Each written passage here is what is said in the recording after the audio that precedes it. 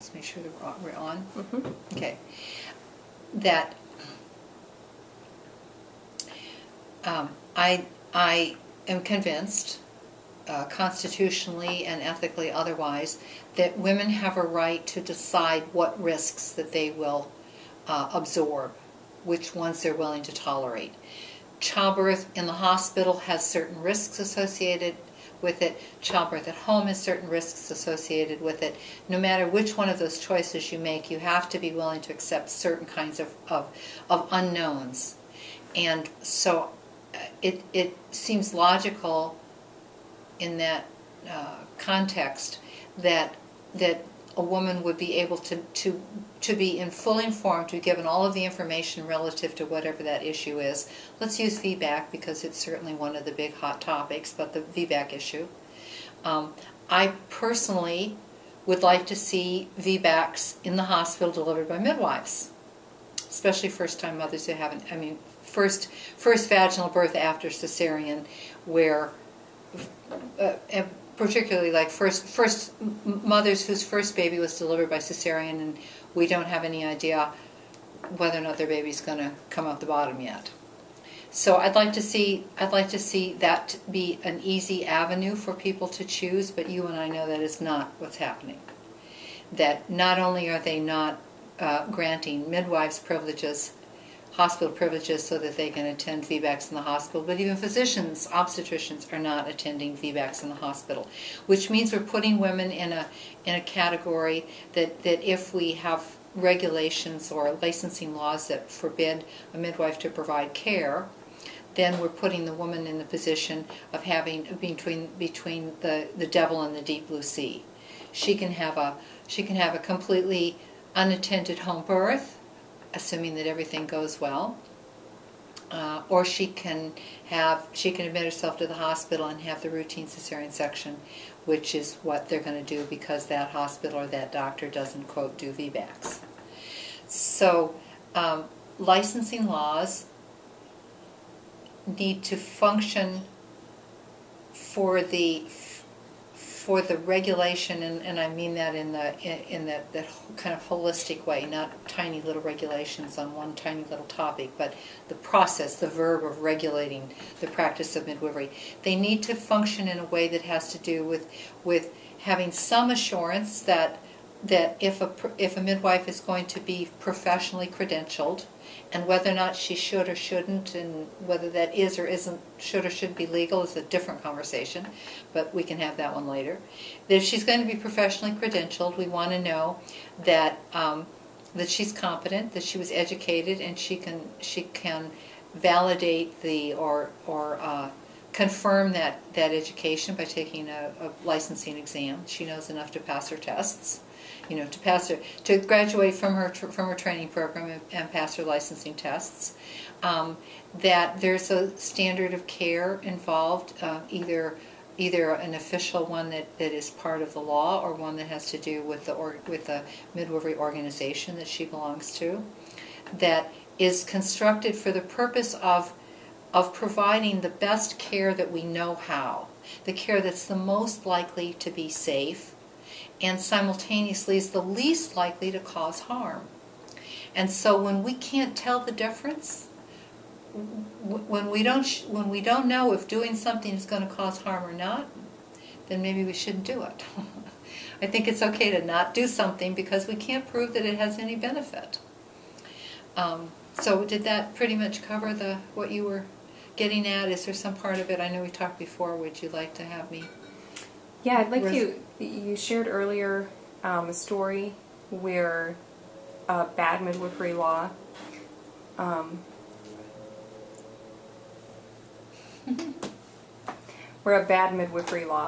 had a direct implication and a bad outcome. Yeah. So maybe you can talk a little bit about that. Okay. So one of what I consider to be the all-time bad midwifery laws is one that California suffers under, as did New York, and I believe that Illinois still suffers under, which is the idea that midwifery really is a medicalized discipline that is under the control of the medical profession. And the way those laws are written, it basically says that you have a license to practice midwifery, under the supervision of a physician. So what that means is that how midwifery is practiced is determined by the medical profession, not by the midwifery profession. In the state of California, in the first place, the physicians, the obstetricians their organizations and personally, they don't support home birth and they don't want to be physician supervisors.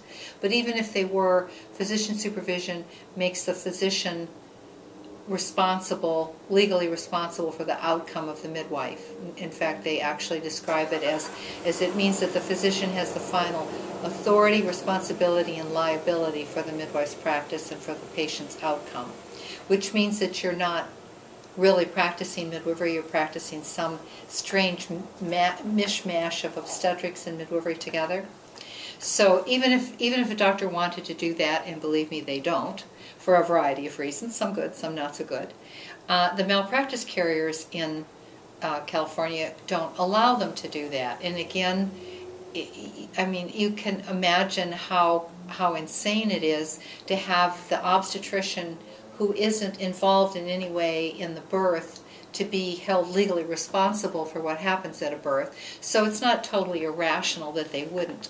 But there are consequences of that. And one of the consequences is there was a midwife in one of the smaller towns in Northern California that had a client who was basically, I believe, she was 41 and a half weeks. And the baby was a good-sized baby. It wasn't a first baby, it was a second baby. But significantly bigger than the first baby. And I don't know what the other reasons were, but she started on a Wednesday sending her to the doctor. On that Wednesday, she sent her to the doctor that had always provided backup, or calling that doctor, and his nurse said, I'm really sorry, we can't see her. Our malpractice carriers won't let us provide care to consult with or provide care to the patients of midwives. And she said, why don't you call the perinatologist and send her to the perinatologist? And so they did that. That was on Thursday. And they said, I don't know if they talked to the perinatologist personally, but the nurse said, we only see patients who are referred to us by an obstetrician. You'll have to see an obstetrician. Why don't you go to the local hospital? And the local hospital said, well, we'd be happy to bring her in and do a non-stressed, admit her to the delivery, the labor and delivery room, and hook her up to the monitor and get a strip on her. But we can't tell either you or the patient what the strip says. We can only tell the obstetrician that she's admitted under. So at this point, the family, who were Christian Scientists and who really didn't want to do any of this anyway, thank you very much, they were tolerating their midwife was urging, and they were saying, okay, all right, well, we'll do a little bit, They said, okay, enough of this nonsense. We will go to a different little town, some 25 miles over the hill on Monday morning. By Monday morning, the baby had died in utero. It was a fetal demise. So these laws have consequences, and I am certain that somewhere in the world there's an obstetrician who will tell you that he knows of some instance in which, because somebody didn't have supervision, in other words, it was that the fault lie in the midwife side of that equation rather than the medical side. But nonetheless, that is no way to run a licensing program. That's licensing being used for the purpose of making midwifery not work. It is under NAFTA, that's called a disguised restriction on the provision of services.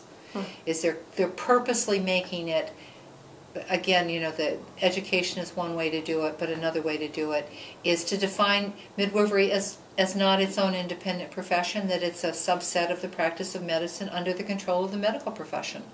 Completely crazy. So we've talked about the restrictions that make the midwifery laws bad. Bad for midwives, bad for consumers, bad for everybody. So what would be an example of what would maybe be a good midwifery law, one that would serve women well for sure, because that's the crux of it, right? Is serving the women well. Mm-hmm. But that also has a benefit all the way around for midwives as well.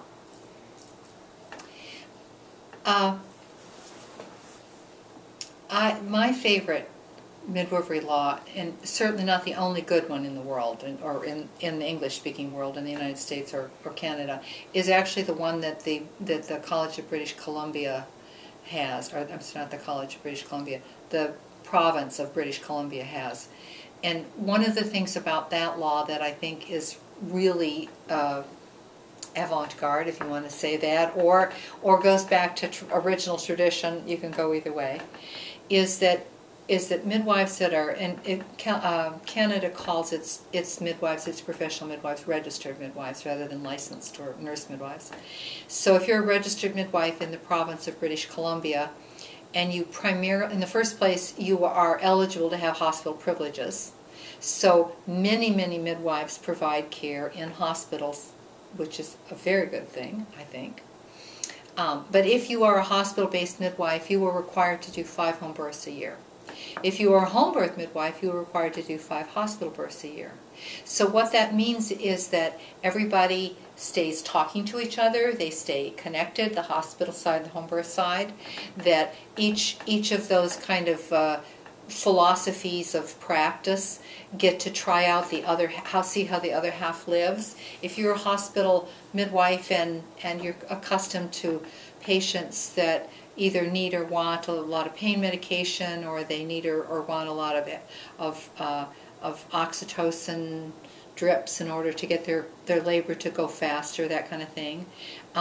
It's kind of eye-opening to do a home birth where people don't get all those stuff and they just kind of soldier on, and and people are patient, and eventually the baby comes out and is fine and healthy, and the midwife gets to go home and go to bed, and that's the entire purpose of midwifery, is so that the midwife can go home and go to bed. So I consider that to be a really good law.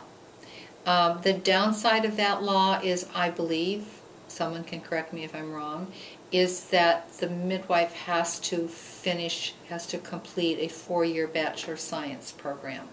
I think that cuts out a lot of people for various reasons, including the length of training, the cost of training, and the fact that people who are not very facile in mathematics and organic chemistry and things of like that sort, that are wonderful, that ultimately make wonderful midwives, are never even get a seat at the table. The next laws that I would refer to is that I actually think that the California, with the exception of the physician supervision that I talked about earlier, that the California law is basically very good. It requires 27 months of training, which is 3 years, but 27 academic months. So it assumes that a year of training is 9 months. 3 times 9 is 27. Its curriculum is the same curriculum as the nurse midwifery curriculum, which is useful in that we don't make, and that was the purpose of the legislator who wrote this law. The purpose of that is that it doesn't make 2 categories where there's sort of like one is considered to be higher and the other is considered to be not as good, that kind of thing. So we're educated the same. Our scope of practice is the same, and as nurse midwifery in the state of California. And then in the years since that law was originally passed, and anyone who's dealing with legislation should remember that whatever your law is to begin with, it doesn't have to stay like that. Sometimes what that means is that somebody can come along and screw it up. That is true, but it is your job to be on the ball and not let that happen. But it also means that midwives can midwife the legislator and the individual legislators in their state, and work with their regulatory agency and really be right in there so that they know what's happening and nobody slips a Mickey in on them, and that they can work for getting the law to be improved or upgraded or updated, whatever vocabulary matches. So in our instance, the things that we have added to the law since the Licensed Midwifery Practice Act of 1993, the things that have been added to that is, for example, one of them was a part of a piece of legislation, new legislation, that expressed that it was the intention of the legislature that midwifery, that the midwifery model of care be available to women, and it defined what the midwifery model of care was. It actually used verbatim the language that Susan Hodges crafted for the midwifery, what is it called? Citizens for Midwifery. So that's part of our language, and that describes things like emotional support and the reduction of interventions. It's very good to have that kind of language in your law if you can do so. That little piece of intent also had some language from a study that was done by Peter Schlenska that was able to basically say with statistical certainty that home birth is a respectable choice, that it's a safe and respectable choice. That's a good thing to have in your law. And then as we went through the years, we got a midwifery standard of care to be accepted as a part of our regulatory process. So they did not put all the whole standard of care, which is 14 pages long. They didn't put it in what they call black letter law, but they put it in regulation. And the thing about regulation is you can have a regulatory hearing and go back in and change something. For example, right now we are trying to add, there are things that we would like to add to it, and one of those issues, for example, that wasn't in the original version has to do with what you do with GBS positive women. So right now the standard of care in the medical world is providing intravenous antibiotics or having the mother be hospitalized so that she can get her intravenous antibiotics in the hospital. Many women are refusing to be treated for GBS because licensed midwives can't provide any antibiotics at home, and the mother is not willing to go into the hospital on the kind of rare chance that there might be an issue. And many of these women, if your water doesn't break, there are instances in which the risk level is really tiny and minute. It's less than what the risk of hospitalization is in terms of iatrogenic and nosocomial infections and the like. So those are our two examples of it. I think the big question is, does licensing have anything? Does it have anything to offer midwives and mothers? And my answer to that is yes. That licensing should provide it should provide benefits to both of those groups, so that both of them prefer to use licensed or professional midwives over lay midwives. I am not actually bad-mouthing lay midwives, but I am saying that in the 21st century, in our current culture, they call it a healthcare system. Believe me, it isn't caring for your health. Medical care system that has to interface together, that we need midwifery to be part of the mainstream healthcare system. We need, to the 85% of healthy women, physiological management is the science-based standard of care for healthy women. Doctors don't teach it, they don't learn it, they don't want to use it, they are not skilled in the technical or the sort of the psychological, the temperament for what I sometimes call the art of doing nothing well, which is that you sit there and you don't do anything but just be present and watch and be helpful if called on, but that you're not constantly kind of poking, is that another contraction? Let's take her blood pressure. Let's do another heart tone. Let's do another veg exam. Let's do something. Let's do something. Doesn't that remind you of a hospital birth? That there's always this kind of like, don't just sit there and do nothing, do something. Well, midwives are supposed to don't just do something, sit there. And so if we're going to mainstream physiological management, we have to have midwives be part of the mainstream healthcare system, and it's just not going to work. It's like going out in a bad storm without an umbrella. It just doesn't work to not have some formal education that is consistent with the rest of the healthcare world, medical world, to have licensing, to have mechanisms for oversight and accountability, so that if midwives provide poor care, there is someone to call them on the carpet. One of the things to work for if you're working for new midwifery laws, or to work on if you already have midwifery laws, is to have the disciplinary process associated with licensed midwifery, with professional midwifery, be logical rather than illogical. Right now we have a system where if they can find one little thing that you did wrong, they get to threaten you with taking your license away. You know, yes, it's true. I made a something of a poor judgment call under this particular circumstance. I'm sorry about that. You know, I've studied the issue. I won't do it again. There's a thing in California that is called letters of reprimand. The medical board has the ability to simply file a letter of reprimand that says this happened, and we want to be sure you don't do this again. We want people to know what happened. So that's accountability. That's oversight and accountability. It's a matter of public record that this thing happened, so you better be careful. You know, be on your best behavior. And then if there are repeated acts of then someone else comes up with a complaint, and, you know, by the time you get to the third or the fourth one, it's reasonable to start talking about, well, maybe we need to revoke your license because you obviously aren't doing a very good job. But what often happens in licensing systems is that in the first place, they're so draconian. I'm convinced that that's one of the reasons why a lot of women don't make complaints about their obstetrical care, is that they're really unhappy about something that happened. They think the way they were treated was poorly, or that the care that they received was inappropriate, or whatever. But they don't want their doctor to lose his medical license. They just want him to stop it. They just want him to learn to do better.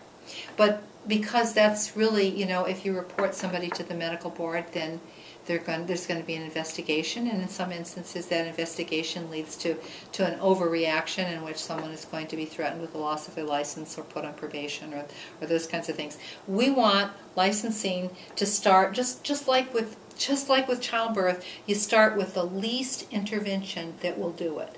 No intervention if necessary, unless there's an issue. But if there is an issue, you want the smallest intervention first. And if that one doesn't do it, then you go on to the next one. There's no reason why that same process cannot be part of a licensing law. That our California law doesn't say that, but you could do that. You could put that in the law. That there would be categories of, that a first offense, for example, would be a letter of reprimand, and a second offense would be whatever, that kind of thing. And that you have to have done something really, really, really bad the first time, really awful, like you showed up drunk. That in my book, that would qualify. You left someone in active labor because you and your husband had a fight and you wanted to go home and, something.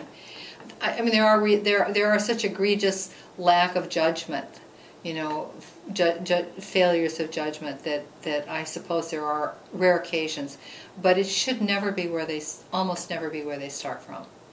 And that would take a lot of the fear away for midwives who, they hear all these stories and they think that licensing is just an invitation for someone to try to second guess everything that they did and then put the worst possible construction on it and then revoke their license, and then you just wasted all that time going to school and you wasted all that money going to school, and what are you supposed to do with the rest of your life now that you've lost your license? So, and what does it do for women? Is I think it means that you're more likely to have a midwife who does know the crucial elemental stuff. That you can be very, very, very smart in one area and have really big holes and gaps in other areas. And one of the things when you're dealing with direct entry midwifery as opposed to nurse midwifery is that licensed midwives are not typically the product of a nursing education. And so those programs need to thoroughly teach midwives the kind of the basic things. What controls blood pressure? Why do people even have blood pressure? What's that all about? What happens when the blood pressure isn't working well, either too low or too high? You know, principles of physics like osmosis. You just need to be educated enough to know all of those things so that you're not blindsided by something that just about everybody else in the world knew but you. So that's a reason to, you know, that from the standpoint of families. Another part of it is so that families can have their health care plans reimburse their midwife and not have to pay out of pocket. That families who are eligible for the Medicaid program, the federal Medicaid program, either through their state, like in California, that's the Medi-Cal program, that those families can get midwifery care because those programs will reimburse the midwife. So those are the reasons why I think that licensing is happening already. It's going to happen more.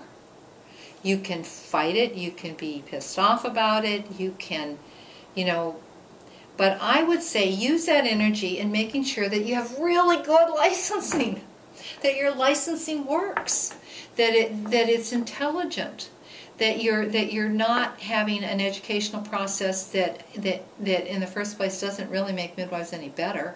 One of the many years ago, I was friends with Suzanne Arms, and she often had midwives from the UK and the Netherlands and other parts of the world. They would go on vacation and they would come to visit her, and they didn't, she'd invite me to dinner. And I remember that one of the midwives from the UK said that in the 80s that they had instituted a very rigorous academic training for their midwives. Before that, it had been what they call clinical training. You had some didactic classroom stuff, but most of the time you spent on the labor ward with laboring patients. That was the hands-on. That used to be the way nurses were trained as well. It was all very hands-on, that the didactic was kind of secondary, time-wise at least, it was secondary. And that they changed that around to where it was a very heavily academic instruction, and you came out with a 4-year degree. And this one English midwife, she said, it's very simple. None of those midwives ever practice midwifery. They go into administration, they go into education, they get jobs as consultants. They do everything in the world but sit next to a pregnant woman's bathtub and pour water over her tummy at 4 o'clock in the morning to help her deal with labor. Because they're, the kind of people who can sit still for all that education, they're not very good at sitting still and doing nothing when it comes to, the actual hands-on kind of stuff, the relationship-based kind of stuff. So now that I've offended a huge number of people who have bachelors of science, who will never talk to me again, and God help they have a master's, and then I'm really on their list. But I'm just saying that the educational process has to educate you in what midwives do. We don't practice chemistry. We practice midwifery. So yes, it's nice to know enough mathematics to be able to read a statistical study and figure out what that OR means. What does it mean? Something about confidence levels. So maybe that's CL, but all those things. Anyway, you should look and see what it says for time. We started off with 1 hour and 14 minutes. What does it say? It says 28:52. Okay.